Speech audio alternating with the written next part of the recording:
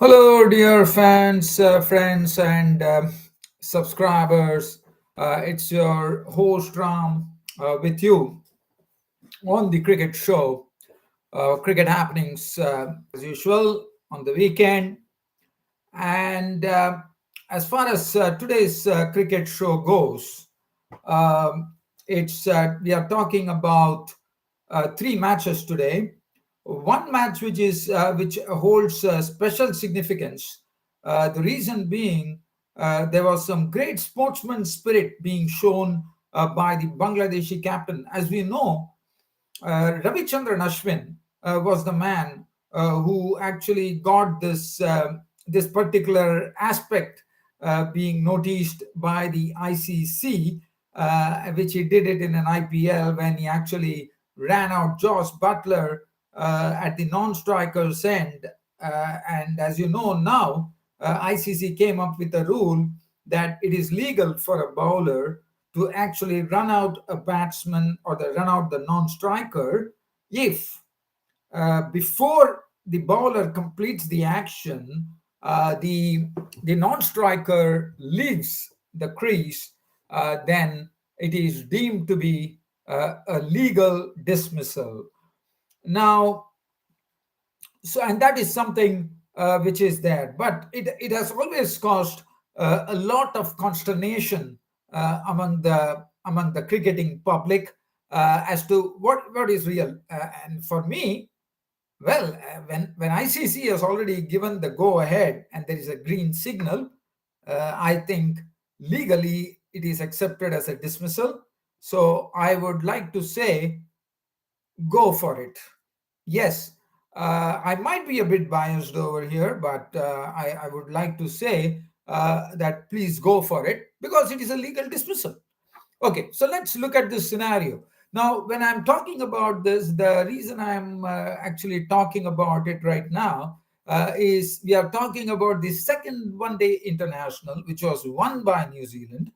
And the man who made the difference was that particular man who was in the news today. His name is Sodhi. Sodhi put up an all round performance. Now, I'll come to the all round performance, but first let's see what happened. It was East Sodhi who was backing up at the non-striker's end, and he had actually left the crease before even Khalid Ahmed, the debutant bowler, could actually complete his bowling action. And he was out of the crease, and Khalid Ahmed immediately appealed. Umpire had absolutely no hesitation, which was absolutely right. He just came up with the decision saying it is out. And Sodhi also probably did take it very, very kindly because he was having a smile on his face as he trudged his. I mean, he just walked back to the pavilion, trudging his way back to the pavilion. And suddenly, in a matter of 2 seconds, it was a very, very good sportsman spirit shown by the Bangladeshi captain, Liton Das, who immediately decided to call back Sodhi and really sprung a surprise, one could call. As I said, it's a legal dismissal. And in the context of things, Bangladesh were doing well. They were really wrapping up the rope around the New Zealand team. But despite a situation like that, Liton Das decided to call back the batsman Sodhi. Sodhi could not believe it, and he was so happy that when he was recalled, he went and hugged the bowler Khalid Ahmed, gave him a real, very good hug, a strong hug, as if to say real thank you to him. And look at what happened.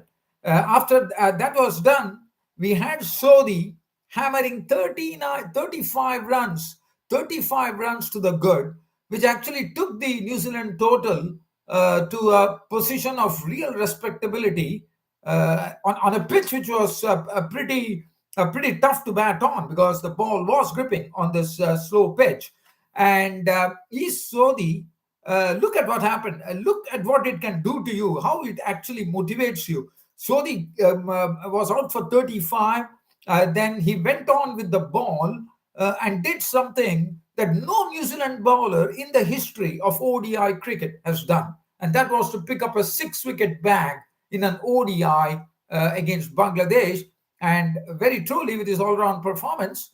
And as I said, this was a pitch which was gripping, so you can understand when the pitch is gripping, the spinners definitely have a lot of purchase. And he saw the being the leggy, really reaped rich rewards. He picked up six Bangladeshi wickets, and that was the end of Bangladesh, as Bangladesh lost that particular match by 86 runs to New Zealand, with New Zealand taking a 1-0 lead in the three-match series. As you would know, the first one-day international between both the sides were actually the first international was washed out, and it was New Zealand actually winning against Bangladesh, and New Zealand won the first ODI against second ODI rather by 86 runs, take 1-0 lead. So one more match to come where Bangladesh would have to. It's a must-win for Bangladesh if they don't want New Zealand to clean them up in the final ODI.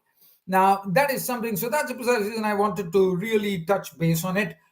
So, talking about it, yes, first I will talk about this particular match between New Zealand and Bangladesh, and then we will have a look at another match, a reserve England team taking on Ireland. But Ireland even found the reserve England team too hot to handle, and they lost the match to England.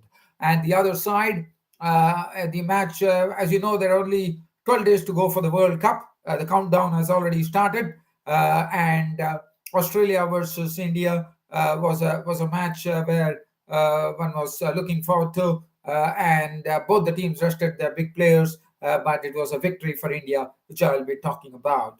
But let's first get into the New Zealand versus Bangladesh match and have a look at what really happened. New Zealand, as I said, it was a tough pitch to bat on, but as I said, it was a very good sportsman spirit shown by the England by the Bangladeshi captain Liton Das, who decided to recall the Ish Sodhi at a very crucial time in the game. New Zealand were bowled out for 254 on this particular pitch, and if you look at the card there, they were really set back by none other than the prime bowler Mustafizur, the experienced Mustafizur Rahman, who picked up two quick wickets, and Khalid Ahmed on his debut picking up his maiden wicket as well, maiden ODI wicket. And then the real it was really stemmed by Henry Nichols with 49 of 61 with 6 fours, and Tom Blundell 68 of 66 with 6 fours and 1 6. And after that, we have Rachin Ravindra with 10, 20 from Paul McConkey. Ish Sodhi was the one who really provided the real sort of a thrust, the final thrust as we call it, 35 39 deliveries with 3 sixes, and 20 from Cale Jamison's bat with 3 boundaries, 254. And looking at the bowling from the Bangladeshis, Mustafizur Rahman 2 for 53, Hassan Mahmood 10 overs 146, Khalid Ahmed making his debut, definitely among the wickets, but leaked a lot of runs, 9.2 overs, 160 runs and 3 wickets. Mahidi Hassan 3 for 45, and Nasum Ahmed picked up 1 for 44.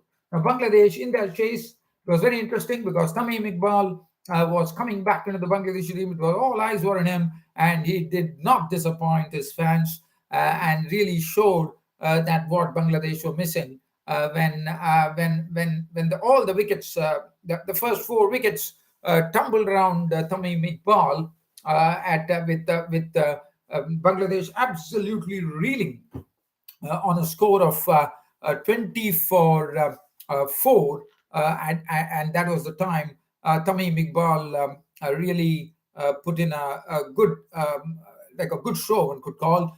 Probably one would have expected Tamim Iqbal with this experience to probably stay there till the end, but it was not to be. But nevertheless, there was some joy for the spectators, as Tamim Iqbal, the local, not the local hero, the Tamim Iqbal made 44 of 59 deliveries, which included 7 boundaries. Other than that, Sodhi was introduced right away. As I said, looking at the pitch, there was no time wasted by the New Zealand captain.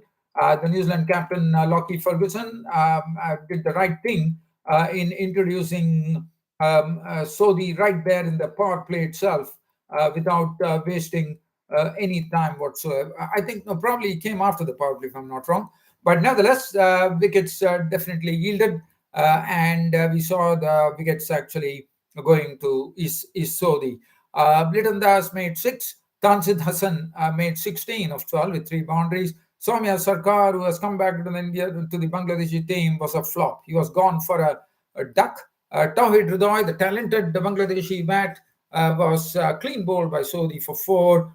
But then Mahmudullah was the one, along with the other experienced hand of Tamim Iqbal, slowly trying. I mean, they did their bit and took the score to a certain extent, one could call. But Mahmudullah was the highest scorer, making 49 of 76, 4 fours, and 1 6. And after that, Nasum Ahmed briefly prospered with 21 of 30, 1 4, 2 sixes, but that was the only thing that he could do. But Sodhi, totally, as I said, for the first time ever, a New Zealand bowler picking up a 6 wicket bag in a one-day international, 10 overs, one maiden, 39 runs and 6 wickets. So to go with this 35, and he was the cynosure of all eyes today at this stadium here in Bangladesh, and he picked up the Man of the Match award. Trent bowled, 8 overs, none for 37. Kyle Jamieson, 2 for 32. He saw the, as I already spoken about, Lockie Ferguson, the captain, bowled superbly. 6.1 overs, one maiden, none for 20. On the money, as we call it. 8 overs, none for 26 for Rachin Ravindra, the spinner, and Paul McConkey just wheeled his arm for 2 overs, one maiden, 3 runs, and 1 wicket. And so that is as far as Bangladesh and New Zealand were concerned. Now I'm going to train my eyes on England versus Ireland. Now England, as I said, they had a reserve team which was taking on a bunch of big hopefuls, probably to get into the some experienced person's shoes in the future. A lot of England players there on show there. They put up a very good display with the bat. Will Jacks, who is a terrific player, was the one who led the way with a sparkling 94 of 88 deliveries, which included 7 fours and 4 sixes. Other than that, and also looking at it, we had 4 debutants in the English camp. If I'm not wrong, it was one of George Scrimshaw, the bowler, Jamie Smith, Sam Hain, Tom Hartley, and we had 4 debutants. So let's have a look at the 4 debutants as to how they performed. England, the debutant was Sam Hain, who missed his century, but really showed a lot of heart in his batting. 89 of 82, 8 fours included in that. But Will Jacks was a sparkling innings of him. He was really all going hammer and tongs against the Irish bowlers. Irish bowlers definitely suffered at the hands of this reserve England player. Look at this, Zach Crawley, the England captain, was out for a duck. So that was not good news for England. But other than that, Phil Salt contributing 28 of 21, 6 fours. Duckett making his contribution of 48 of 49, 6 fours, 1 6. And Jamie Smith made 9. Carsey, making 32 of 30, 2 fours and 1 6. And that was it. But what a score. I mean, they really raised it to 334 for right. A very good effort by the English hopefuls. And looking at the Irish bowling card here, I really have to say it does not make any happy reading. Because if you look at that bowling graph there, Mark Adair, 10 overs, 1 maiden, 1 for 63, pretty costly. Josh Little, 10 overs, 1 for 82 for Josh Little. Now, Josh Little is supposed to be one of the very experienced blokes in the Irish team. And really, I have to say one thing about Josh Little, that Josh Little definitely has to find as to how he has to bowl, because the reason I say is that he held a lot of promise. He was looking very promising in the T20 leagues. Yes, this is a different brand of cricket, but but Josh Little going for 82 in 10 overs against a reserve England team really says something. That Josh Little has to really pull up his socks here if he has to really make a mark in the Irish team now, because I've been basically monitoring his graph. I mean, basically looking at his bowling, probably the IPL or whatever. I think he has been really, really going for a lot of runs, and that should be a sort of a very big thing that the Ireland needs to address, according to me. Craig Young, 2 for 38. Barry McCarthy, 1 for 71. 5 overs for 34 for McBride. And George Dockrell, I thought, was the only one who had a semblance of respect. 8 overs, no maiden, 3 for 43. Now, to Ireland actually going to chase this particular total, which was really a very, very big total, no doubt about it. But it was very interesting to see the bowling of George Scrimshaw was extremely costly. If you look at his bowling and answers on his debut, 8.4 overs, no maiden, 66 runs.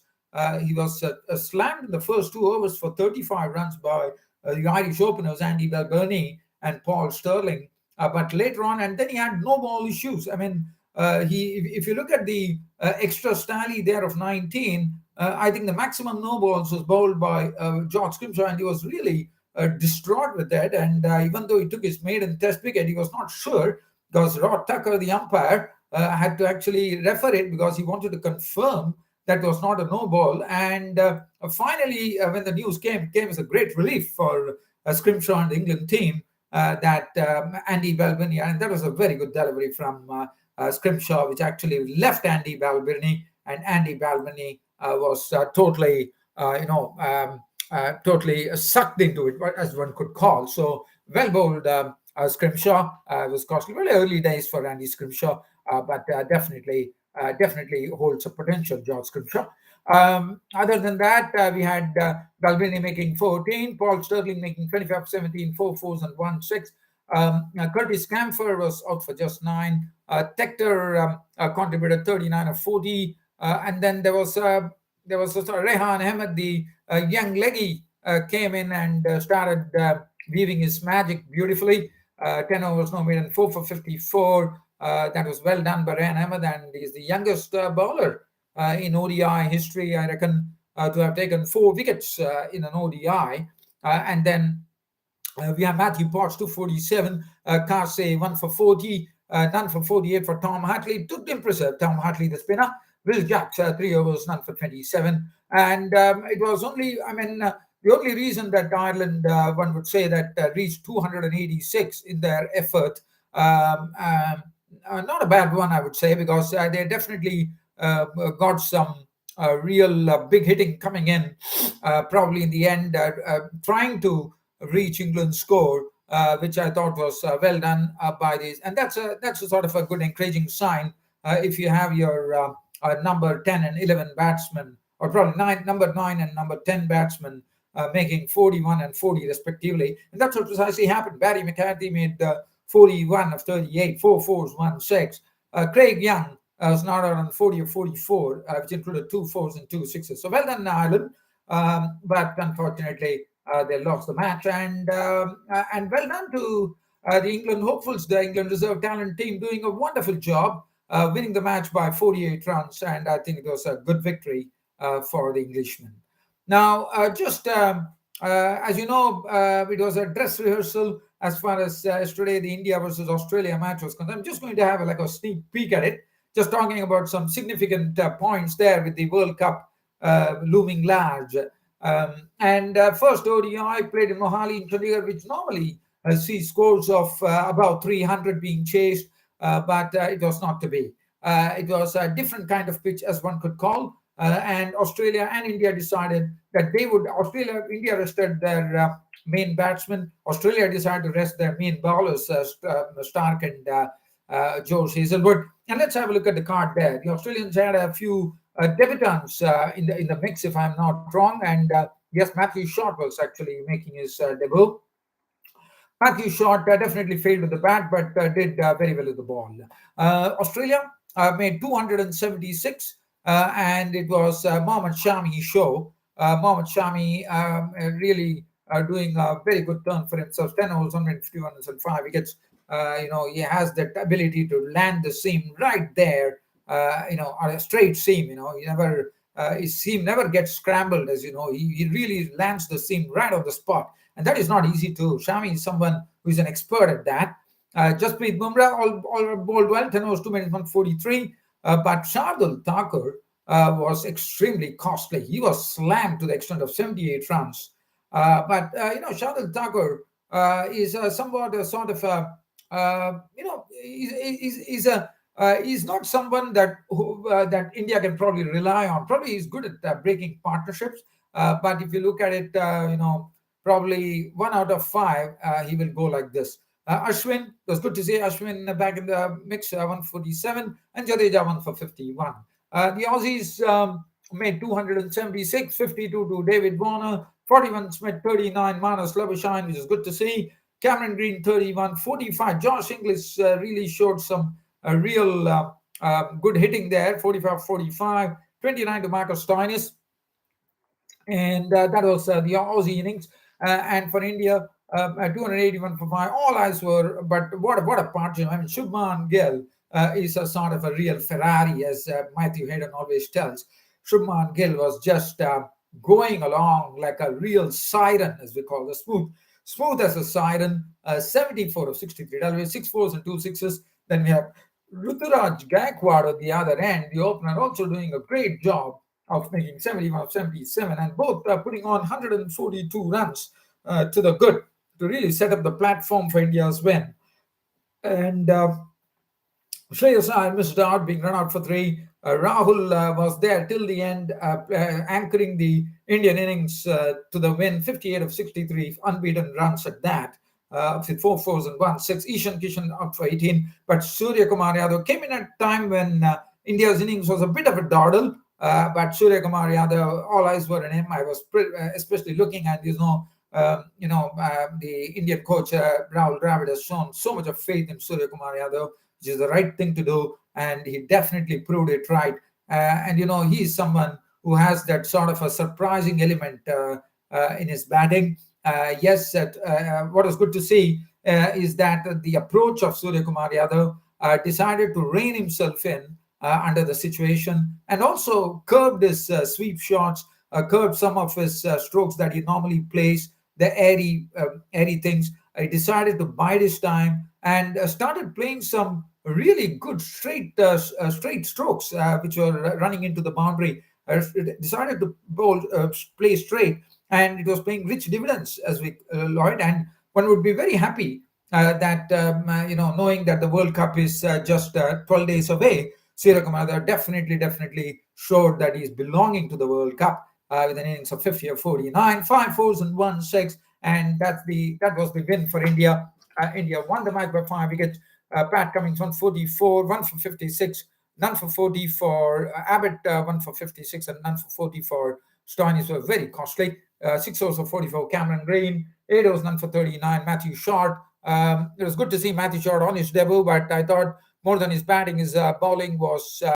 I wouldn't say the bowling was great or something, but the bowling definitely showed that he had something in him. Adam Zampa was the wicket taker, 2 for 57, and that was it. So, dear fans and subscribers, as usual, it's always a pleasure to be talking to you all, and I look forward to the World Cup coming up in 12 days' time. And I would just like to say that I would definitely make an effort.